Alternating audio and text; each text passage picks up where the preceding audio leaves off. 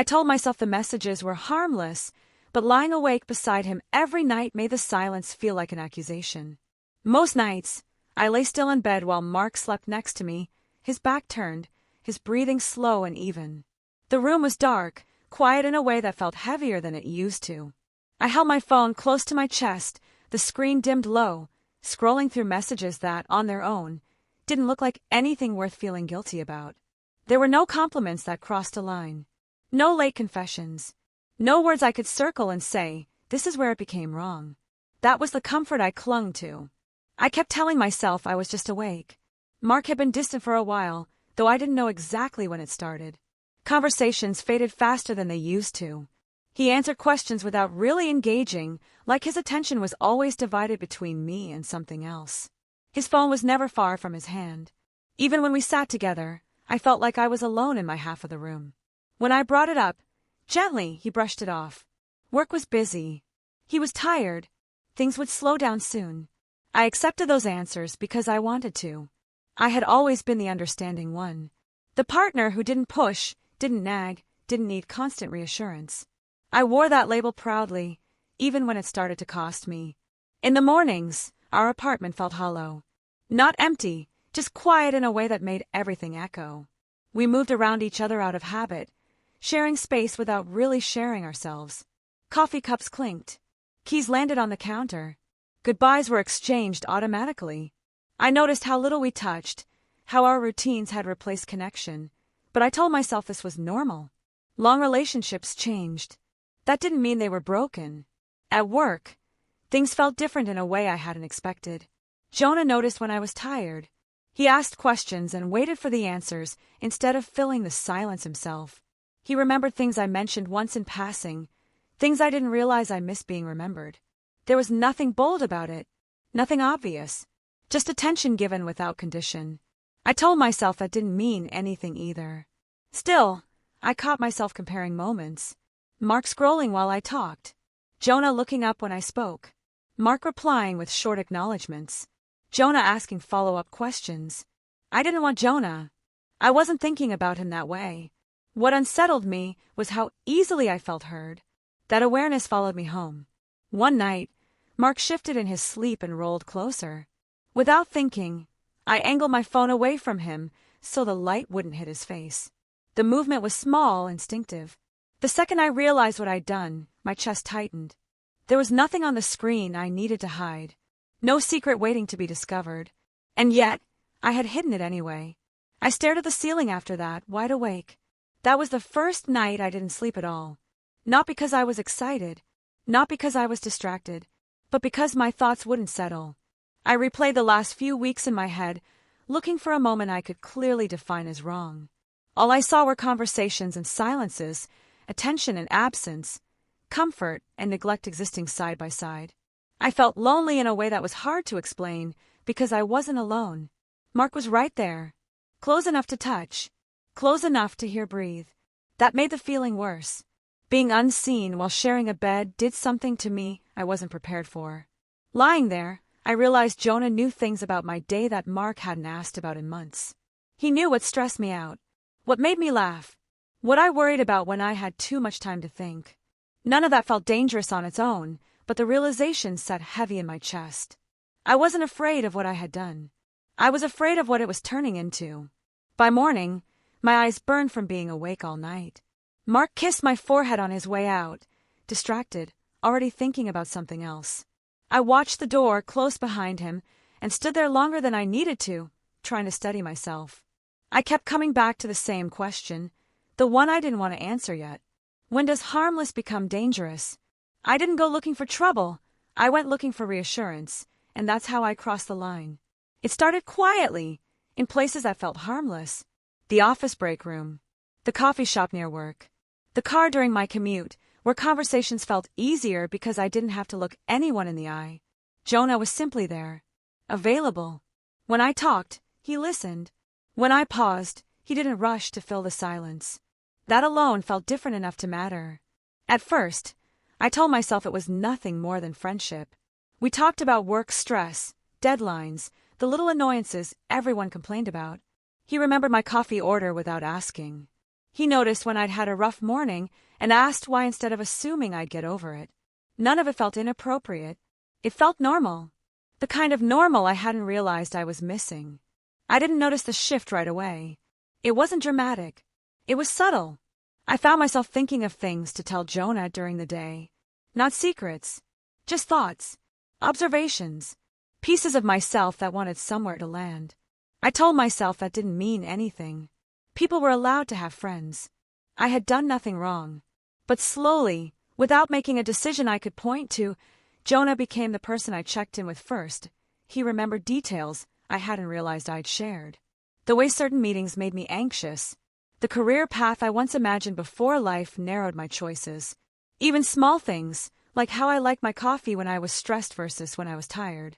It made me feel seen in a way that surprised me. I hadn't known how much I missed that feeling until it was back. At home, Mark noticed less. Or maybe he noticed and didn't know what to do with it. When I talked about my day, his responses were brief, distracted. He was always tired, always thinking ahead. I started editing myself around him, choosing lighter topics, saving the heavier thoughts for later. Only later never came. What unsettled me most was realizing I had already shared those heavier thoughts with Jonah, that I caught myself stopping mid-sentence with Mark, thinking, I already talked about this today. The realization landed hard. I wasn't just choosing my words carefully. I was choosing my audience. Jonah knew things Mark didn't, not because I was hiding them, but because Mark hadn't asked in so long that it felt awkward to bring them up now. I told myself this was temporary, that Mark and I were just out of sync, that things would balance out on their own. My sister was the first one to say something out loud. We met for coffee one afternoon, and she watched me closely as I talked. Halfway through my sentence, she asked if I was sleeping. I laughed it off, but she didn't. She said I looked tired in a way sleep wouldn't fix. She asked if everything was okay at home. I said yes too quickly, saving the heavier thoughts for later. Only later never came. What unsettled me most was realizing I had already shared those heavier thoughts with Jonah. She didn't push, not right away. She just asked if I felt connected to Mark. The question caught me off guard. I changed the subject, and she let me, but the look she gave me stayed with me long after we parted ways. It wasn't judgment. It was concern. The kind that made it harder to lie to myself later. The truth was, talking to Jonah felt easy. Too easy. Conversations flowed without effort. I didn't have to explain myself or soften my feelings to keep the peace. When I left those conversations, I felt lighter and heavier at the same time. Relieved to be understood. Ashamed of how much that relief meant to me. The dependency crept in quietly. I didn't notice it until one afternoon when Jonah didn't reply right away. I checked my phone more often than I needed to. When his message finally came through, I felt an unexpected rush of comfort. That reaction scared me more than anything else had. I wasn't attracted to him in the way people warned you about. I wasn't imagining a future or crossing physical boundaries. But I was leaning on him emotionally in a way that was starting to feel exclusive. That realization sat in my chest, heavy and unwelcome. At home, I pulled back without meaning to. I avoided deeper conversations with Mark because they felt exhausting now. I told myself I was protecting our peace, but really, I was avoiding disappointment. It was easier to say nothing than to feel ignored again. One evening, my sister called unexpectedly. She asked if I was being honest. Not just with Mark, but with myself. I tried to laugh it off, but the words stuck. She reminded me that feeling heard shouldn't come with guilt. She asked why it did. I didn't have an answer that felt good. The hardest moment came when I realized Jonah knew something deeply personal about me before Mark ever did. Something I had carried quietly for years, waiting for the right moment to share. The fact that the right moment never came at home told me more than I wanted to admit. I began avoiding being alone with Mark. Not because I didn't care, but because the distance between us felt too obvious when the room was quiet. Every unanswered question sat between us, waiting. Driving home one night, I caught myself hoping Jonah would message me. The thought hit me like cold water. That was the moment I knew I was standing somewhere I hadn't meant to go. I told myself I still had time to step back, that nothing irreversible had happened yet. But even as I made that promise, I could feel the weight of it pressing in. Because the line hadn't been crossed all at once. It had been approached slowly, one conversation at a time, until I was close enough to feel its pull. And the worst part was knowing I hadn't reached the most dangerous truth yet. If you've ever found comfort in the wrong place without meaning to, ask yourself this: at what point do good intentions stop protecting you? The betrayal wasn't what I'd done. It was realizing someone else knew my inner world better than my partner did. I was sitting in my car outside work when the thought finally settled in a way I couldn't push away. The engine was off. My phone was face down on the seat beside me. I wasn't waiting for a message or trying to avoid one. I was just sitting there, staring through the windshield, letting the truth catch up to me. I had crossed a line, not in the way people usually meant when they said that, but in a way that felt just as real. I didn't need anyone to accuse me of it. I could feel it in the quiet that followed the realization. Emotional infidelity. The words felt heavy, but accurate. I had been giving pieces of myself to someone else that belonged inside my relationship, pieces I hadn't even realized were missing until they were gone. What made it worse was how clear it suddenly seemed. I had shared my fears with Jonah before sharing them with Mark. I had talked through my worries, my frustrations, my hopes for the future with someone who wasn't my partner. Jonah knew how overwhelmed I felt. He knew the doubts I kept buried. He knew the version of me that came out when I finally stopped pretending everything was fine. Mark didn't. That wasn't entirely his fault, but it wasn't an accident either. I had tried, more than once, to open those conversations at home. Each time, they fell flat. He listened with his body turned slightly away. He replied with logic when I needed understanding. He told me things would work themselves out when I was asking how we had ended up so distant in the first place. One night in the living room, I tried again. I told him I felt disconnected. Not angry, not accusing, just honest.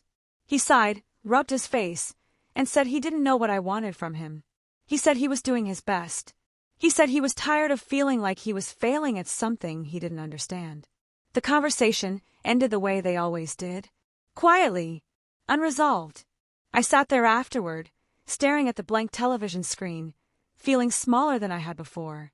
That was when the contrast became impossible to ignore. Jonah leaned in when I spoke. Mark leaned away. Jonah asked questions. Mark shut down. Neither response was cruel, but only one made me feel like my emotions mattered.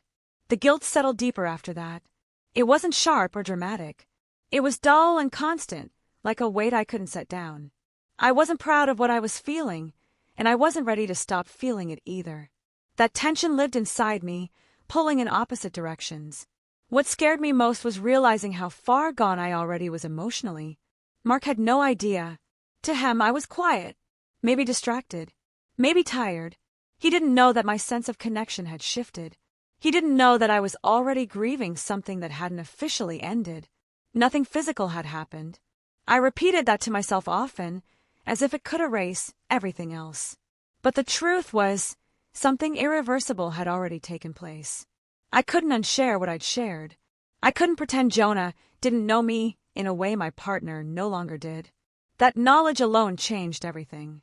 At night, the guilt pressed harder. Mark slept beside me, unaware, his trust intact. I lay there replaying conversations, wondering how honesty could possibly fit into this without destroying us. The fear wasn't just about being caught. It was about what would happen if I told the truth and he finally saw how disconnected we had become. Part of me wanted to confess everything just to make the feeling stop. Another part of me knew confession wouldn't bring relief. It would bring consequences I wasn't ready to face. I stayed quiet, hoping time would soften the edges, hoping I could fix this without naming it. But the distance didn't fade. It grew more noticeable. Mark started asking if I was okay more often. He noticed I was quieter at dinner, less present. He noticed I didn't reach for him the way I used to. I told him I was stressed, that work was busy, that I was tired. None of it was entirely false, but none of it was the whole truth either. The worst moments came when Jonah and I talked late in the day. Not because the conversations crossed new lines, but because they felt familiar now. Comfortable. Too comfortable. I felt relief and shame tangled together afterward, knowing I was leaning on him in ways I should have been leaning on my partner. I began pulling away at home without realizing how obvious it had become. Silence filled spaces where conversation used to live. Mark noticed. He just didn't know why. One evening, He looked at me longer than usual and asked if something was wrong between us. The question landed harder than I expected. My chest tightened. I wanted to tell him everything and nothing at the same time. I said I didn't know. That answer hurt him more than I intended. That was when I understood something painful. Denial wouldn't protect us. It would only make the truth hit harder when it finally surfaced. Anger would have been easier. Accusations, raised voices, at least those would have meant we were still engaged with each other. Instead, we were drifting. Sitting alone later that night, I admitted what I had been avoiding. I couldn't keep this contained. I couldn't undo what had already shifted. The longer I stayed quiet, the deeper the damage would go. And I knew the next step wouldn't be gentle. If you've ever realized the truth before anyone else does, you know how heavy that moment feels. Would you speak up and risk everything, or stay quiet and let the distance decide for you? When I finally spoke up, he didn't deny my pain. He denied that it mattered. It happened late at night in the kitchen, the kind of hour where everything feels more exposed. The house was quiet, lights low, the day already worn thin. Mark stood across from me, arms crossed, his expression unreadable. He said my name in a way that told me this wasn't a casual question. He asked why I'd been so distant, why I barely talked anymore, why I felt like I was somewhere else even when I was standing right in front of him. I didn't answer right away. I had rehearsed this moment in my head so many times, but none of the versions felt safe. My chest felt tight, like if I spoke too fast, everything would spill out in a way I couldn't control. So I started carefully. I told him I felt lonely. The word hung between us, heavier than I expected. I said I didn't feel connected anymore, that I felt like we lived side by side instead of together. I didn't accuse him. I didn't raise my voice. I tried to keep it about how I felt, not what he had done. He listened quietly at first, which gave me hope. But when I paused, he sighed and rubbed his face like he was exhausted by the conversation before it really began. He said he didn't understand how I could feel lonely when he was right there. He said he worked hard for us, that he showed up every day, that he didn't know what more I wanted. I tried to explain that being present wasn't the same as being connected, that I missed feeling like my thoughts mattered, that I missed talking about more than logistics and schedules. As I spoke, I felt myself shaking, not from fear, but from how long I'd been holding this in. That's when he asked the question I wasn't ready for. Nothing physical happened, right? The room seemed to go still. I stared at him, stunned by how quickly he had reduced everything I'd said to that single point. I told him no, that nothing physical had happened. The relief on his face was immediate, and it hurt more than I expected. He nodded and said, "Then I don't see the problem." Something inside me snapped. Not loudly, not all at once, but enough that I couldn't keep softening my words for him anymore. I told him the problem was that he didn't see emotional neglect as harm, that the absence I felt wasn't imaginary just because it didn't leave visible marks. I told him that feeling ignored, unseen, and unheard over time changed a person. He looked genuinely confused. He said he had never meant to hurt me, that he thought providing stability was how he showed love, that he thought not fighting was a good thing, that he believed consistency should be enough. That was the moment I realized how different our definitions of love were. To him, love was showing up, paying bills, being reliable. To me, love was presence, curiosity, care. Neither of us was wrong, but we were speaking different emotional languages and had been for years without realizing it. The silence we built together suddenly made sense. The anger came then, sharp and unexpected. Not explosive, but steady. I wasn't yelling, but I wasn't apologizing anymore either. I told him that avoiding conflict didn't mean everything was fine, that silence didn't equal peace, that I had been shrinking myself for years to keep things calm, and it had left me empty. He said he felt blindsided, that if I'd been unhappy, I should have said something sooner. The words stung because they were partly true. I had avoided difficult conversations. I had convinced myself that needing more made me demanding. Hearing him say it out loud forced me to face my part in how we got here. But I also told him that I had tried, that I had reached out in small ways that went unnoticed, that asking for attention shouldn't have required a breaking point. We moved to the couch after that, the conversation stretching longer than either of us expected.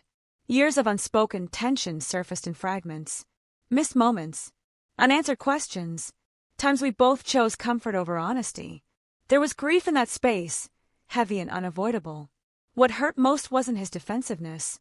It was his disbelief that emotional absence could do real damage. He kept coming back to the same point, that nothing physical had happened, as if that erased everything else. Each time he said it, I felt a little more invisible. By the end of the conversation, we were both drained.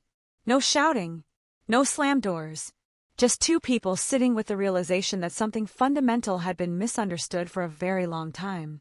I told him I didn't know what came next, that I couldn't keep pretending things were fine. He asked what I wanted. I said I wanted effort, real effort, therapy, conversations that didn't end the moment they got uncomfortable. And if that wasn't possible, then space. Not as a punishment, but as honesty. I didn't frame it as an ultimatum, but it felt like one anyway. He didn't answer right away. He just stared at the floor, processing. I could see the weight of it settling in. For the first time, I wondered if this conversation would cost me everything I'd been trying to save. Later that night, lying in bed with our backs turned to each other, I knew one thing for certain. Something had shifted permanently. Whatever happened next, there was no going back to the version of us that avoided hard truths. And there was still one decision left to make. If you were standing where I was, knowing honesty could end one connection but silence would destroy another, which would you choose? I didn't choose punishment or forgiveness. I chose clarity, even though it terrified me. The decision didn't come all at once. It arrived quietly, in the space between sleepless nights and long pauses where I could no longer pretend I didn't know what needed to be done. I ended things with Jonah without explanation. No long message. No attempt at closure. I simply stopped responding. It felt cruel in its simplicity, but I knew any explanation would only reopen a door that needed to stay closed. Letting go hurt more than I expected. Not because I loved him, but because he had become a place where my feelings felt safe. Walking away meant giving up that comfort and sitting with everything I had been avoiding. Still, I knew keeping that connection would poison whatever chance I had left at honesty. With Mark, I didn't soften my words anymore. I told him I couldn't continue the way we had been. That pretending stability was enough had nearly cost us everything. I said we needed couples therapy or distance, not as a threat, but as a boundary. I needed to know whether we could learn to meet each other where we were, instead of hoping time would fix what silence had created. Saying that out loud was one of the hardest things I've ever done. I had spent years avoiding conflict, convincing myself that peace meant not rocking the boat. Facing that pattern meant admitting how much I'd contributed to our disconnect. I owned my choices without excusing his absence. Both things were true, even if it was uncomfortable to hold them at the same time. Therapy forced me to look at myself without the filter I'd relied on for so long. I learned how often I swallowed disappointment instead of naming it. How quickly I convinced myself my needs were unreasonable. How easily I equated being low maintenance with being lovable. None of those realizations were easy, but they were necessary. Mark showed up, but not perfectly. Some sessions were quiet. Some were tense.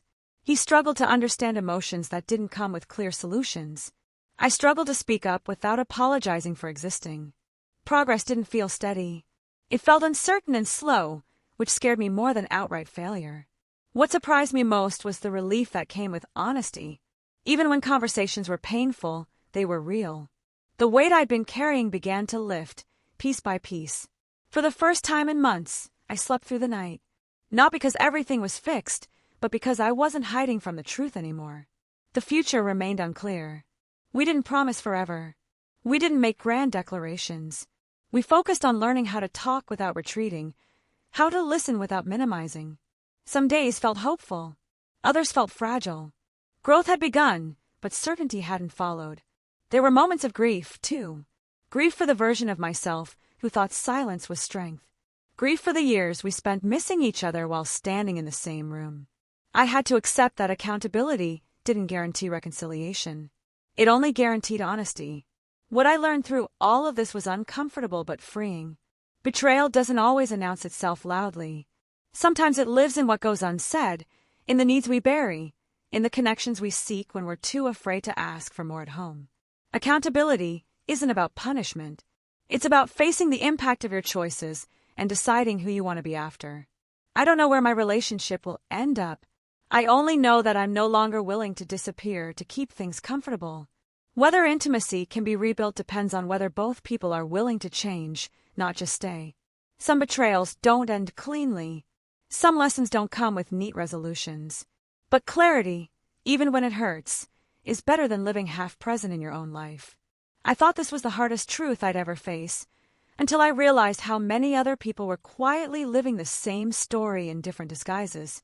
If this story felt familiar, if it stirred something you haven't fully named yet, make sure you subscribe for more real stories about love, silence, and the choices that change us.